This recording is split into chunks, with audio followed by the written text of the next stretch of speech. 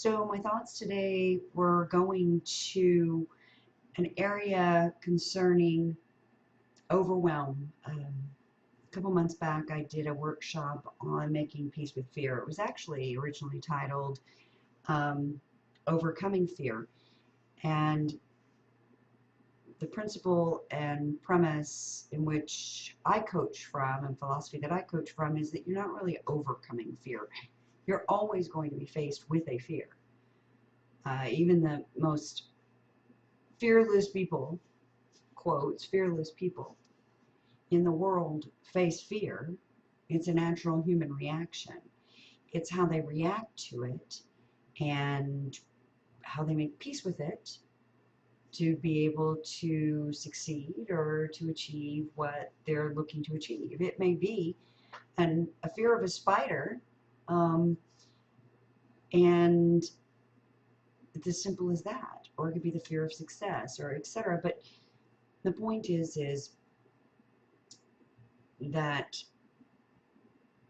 overwhelm, the feeling of overwhelm, comes from a fear, from a root emotion, fear. Yesterday, I was working with a client on a personal level, but a client, and I found that in assisting them, they are now homeless. They don't have an apartment. They rent a townhouse in Houston or their vehicle, and they're a new entrepreneur. So even though they have renter's insurance, vehicles insurance, it may not be at the level that, it was a more practical level.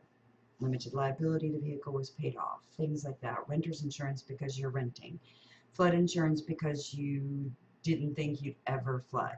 And, we get told all the time never to think that, but it's, people do that. And we find ourselves at times in our financial situations where we know we're going to roll the dice. So when he reached out to me and mentioned that this was his situation, and I'm here in Houston, I've watched it all unfold and, everything happen. I was blessed to stay high and dry and be able to do what I could for others, for my home.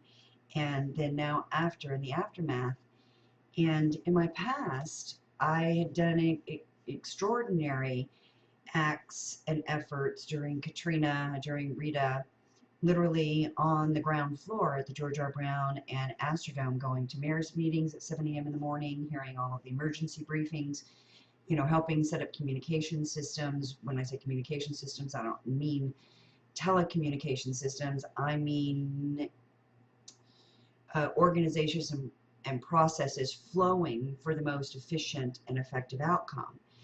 I tend to have a pretty good gift for that, to be able to see and troubleshoot really fast on a devil's advocate level and other things. So when he called me to tell me about his situation, now my personal friend heart wanted to say, let me fix this for you.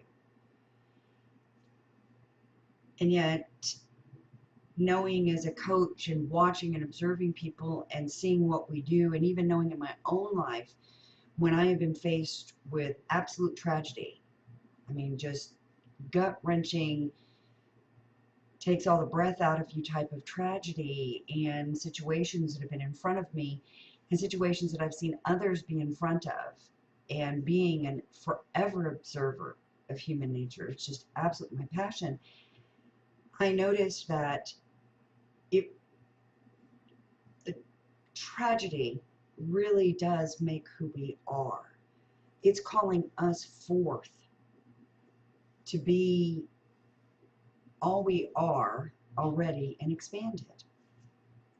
And it shows us who we are, and what happens is we tend to make it through the process, and it was horrid and we hated it and it was miserable and it was upsetting, it was gut-wrenching, and then we forget to think about and acknowledge ourselves for how great we showed up and made it through it.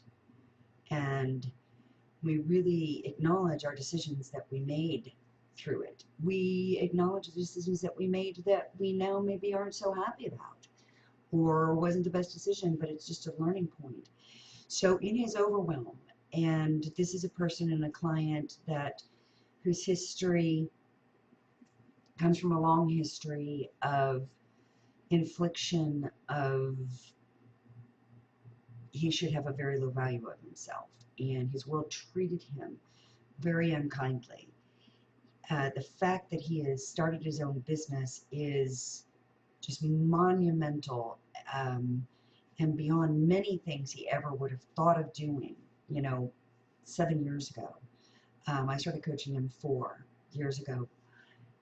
And the fact that he has his own business, and now, he just started it a couple months ago, now being faced with his home's, he doesn't know if his home is actually flooded all the way in. When he was rescued by a boat, he knew that his garage had taken on about 3 to 4 feet. He had a second and third level, but he was in between the two biosystems that they were getting affected by the release of waters. Everything was fine after the storm. So imagine the human condition. You think everything's fine. You think you've made it through the worst of days, 3-4 days of rain and floodwaters, and the day the sun actually peeks out of the clouds a little bit, they release these waters and your house now floods. And you have to be evacuated by a boat. You have 15 minutes, he said. He said he had 15 minutes to grab everything he could. Well, today is Friday. Yesterday was Thursday. So that was Tuesday for him.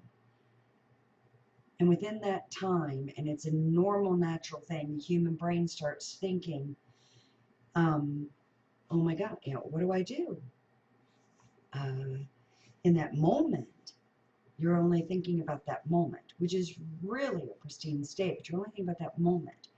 But then as the sun comes out, and so he reached out to me on Thursday, just in overwhelm, and sharing his story, but he was asking for help and guidance and mentoring in how to get to what did he need to do first, that he just couldn't get himself to get to a place of, what do I do first? I've woken up to what's so now, and out of the shock of Tuesday and a boat and water rising and being left with nothing and searching for friends and family to stay with, and finding shelter, to lifting your head all of a sudden and you go, now what? What do I do now? Oh my gosh. And it can be overwhelming. And everybody handles it differently. And if you look across the videos of rescues, and if you look across the postings about people going out and helping people and going back into neighborhoods and helping people, that's the stability of what they do now for them. That for them, that's what they're looking at. That's what I do now. For others, that's not what they need to be doing now. And for others, they need to be doing this. And there's all these different variables after a situation like this, much less take this into many situations in your life. But this is just a mother lode of an example to be able to observe of ways in which people react or respond or are proactive to situations like this, and how our emotions, which I love and adore our emotions as beings, we need them. They're there for a reason. It's how we respond and react to our emotions that help us grow, help us have more success in whatever we're going for. And more success for me is not your normal definition. Success to me is succeeding in making it past a flood situation and still remaining solid and at peace with yourself and with your world. So I'll tell you some of the processes that I took him through, and that I've taken some other friends and clients through over this last week. as calls were coming in, or as I was reaching out to check on people and to see if everything was okay. So when the brain is in overwhelm, and it can be an overwhelm and you not even quite know that it's an overwhelm, sometimes it can go into a paralyzed state and everything seems kind of surreal. And that would be very normal in situations like this, that you may go through days, you forget what day it is. Many of us here in Houston have forgotten what day it is. So the very first step is you first take a deep breath, and you don't have to be hokey pokey, and you don't have to take a deep breath, but the point is to stop. Just for a second, stop. Stop, and all those questions and all that overwhelm is running through your head. That's where the overwhelm is coming from, is all of your neuron synapses are triggering at the same time, and you're thinking past, what just happened, present, because all of this stuff is around you, and future, what the hell are you going to do? When all of those are working all together, that's overwhelm. And that comes from fear. That's your core base of fear. The fear is, I'm so overwhelmed, what in the hell am I going to do? I'm scared. I don't know what to do. So the overwhelm is not knowing what to do. And we're not going to know what to do in every single one of the situations going on in that moment. Especially in a disaster situation, an emergency situation. You cannot fix or find something that's going to fix everything all the way out. You need to come back into the future. You need to come into the present, and you need to say, what is it that's important first? The first thing you ask yourself is, you take an inventory. What do I have? Don't ask, what don't I have, or what did I lose? That will take you back into the overwhelm, because your brain wants to start saying, fix it, fix it, fix it. You know, I need it. I feel that emotion of pain in the word loss. So it's going to try to fix it. It wants to keep you happy. Your brain and your being and your soul want to keep you happy. So you ask yourself, what do I have? For my friend and client, I have a roof over my head right now. Don't let your brain go into, but it's not where I want to be, and it's not perfect, and no, I have a roof over my head. A simple inventory. I have food available every day and water. I have hygiene facilities. To me, I can go to the bathroom. I can take a shower. I can shave. Maybe I need to shave, but no, I'm just kidding. I can shave. I can walk outside and not be standing in sewage water. I can make phone calls because I still have a phone. I still have reception. Don't go into, because this person, it was spotty reception. I still have reception. You go into the things, and he had grabbed 15 minutes worth of clothes. So even going through each piece of clothing, 2 pairs of pants, 2 underdrawers, 2 shirts, pair of shoes, that. And then I said, now that we have that inventory, great, now you know what you have. Now, what is important right now? If what you have that you're grateful for, you feel you don't have enough resources in front of you, you don't have enough. So what's the next step? I said, well, I need the money, but my business is, I can't get to my business, etc. Okay, what are some ways in which you can put into action that income is happening? So see, all of these are questions. It's to wake up the person so that you begin to start thinking for yourself. I need this for myself when I get so close to a situation that I'm very emotional about it and I'm holding on to things. So what is it that you can do next that can bring in that income? You start getting that working. It'll keep working and it'll keep going on in the background for you. So we came up and we knew, apply for the FEMA unemployment. Apply for all FEMA things. Apply for all of the things that are around you, all of the resources that are being provided. These are not handouts. These are hand-ups. These are situations that the American people and your community have put together and have made sure that we as taxpayers have made sure that we care and protect and think about our people and are compassionate financially and understand that water, food, and things given out right now are not going to carry the person past that point. They need income. So they know that there are people who are entrepreneurs that went without an ability for X period of time, being able to earn income. They're hourly workers, they're et cetera, et cetera. So that's what that's set up for. Utilize those. Get an application in and get it in fast.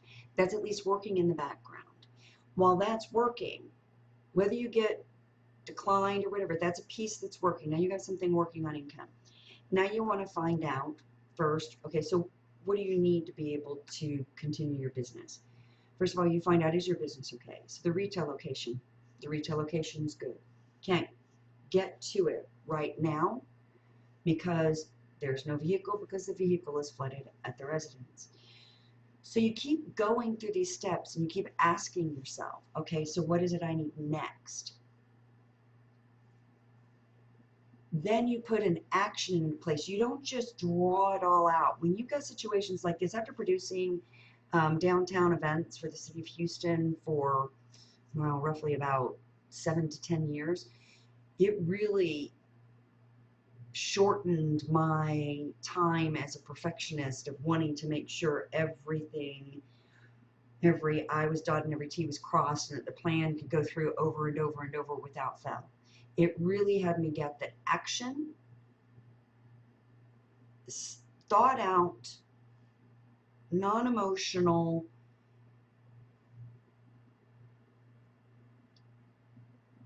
situations where you take the time, just a moment, to not react, because now you're out of the life and death crisis situation of a floodwater coming in. So now if you take the time to respond, take a section at a time. When you feel the overwhelm and you feel there's so much to do, pull it back. I can't even begin to tell you how great it is, and to know and see all of the people. I mean, these are what people are, this is the attitude that people are employing. And this is the attitude that works. I have friends who are showing videos of themselves and cleaning their homes and getting them ripped out.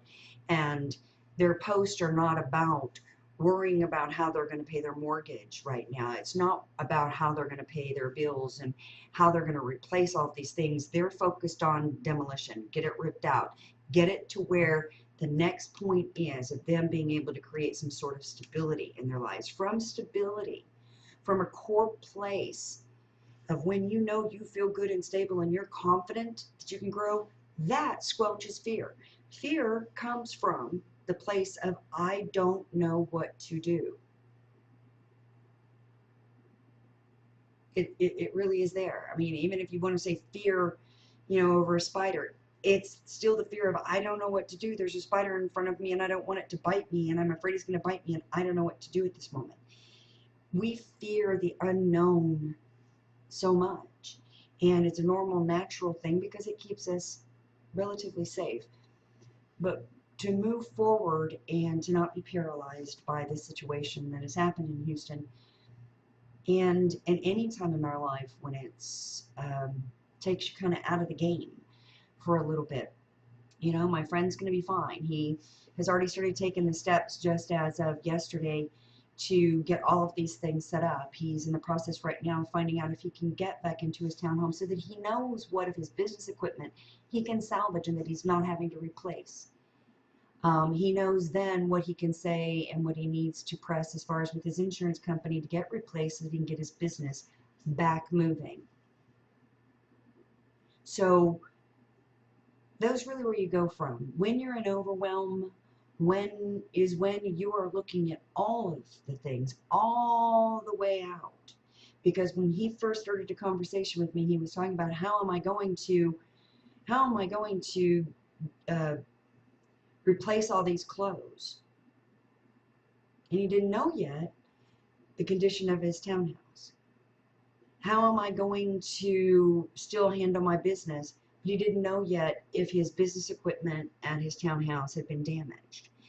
So, but that's completely normal. I mean, you become emotional and you're upset and you want to be able, all of those warning signs are going off. Our whole purpose is to survive, and everything in your brain is saying our lives are being threatened.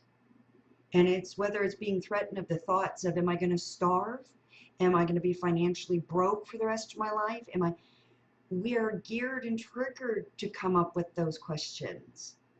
That is the morass, that is the chatter, and it has a purpose.